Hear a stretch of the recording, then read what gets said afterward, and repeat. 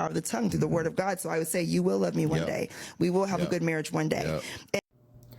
So you married an ungodly man, and it matters not that he calls himself a pastor. That's not a godly man. And then you're going to God like, God, and God's like, I didn't tell you to get with him. but now you're coming to me for help.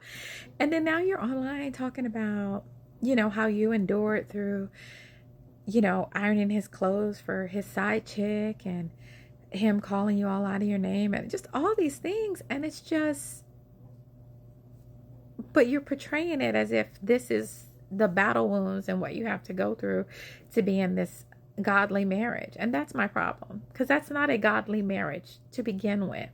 So if you can go on every podcast you want, do whatever you want, but stop saying you're in a godly marriage and you're saying pastor wife. No, because that does not represent anything to do with God or godly marriage. And you're giving the wrong example of what a godly marriage should look like, because that ain't it. That is not it. That's you and your feelings. You and your feelings decided to stay with him through all of that foolery.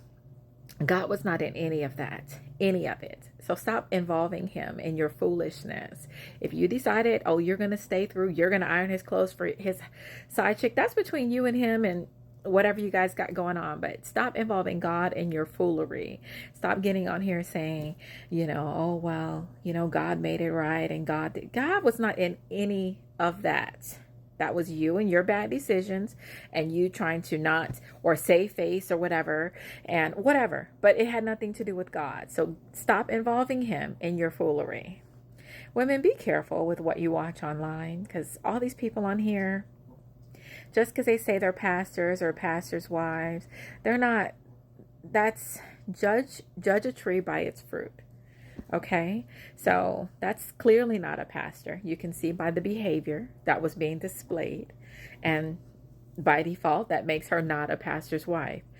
So just be careful with what you allow into your gates, your eye gates, your ear gates, because that right there is foolery.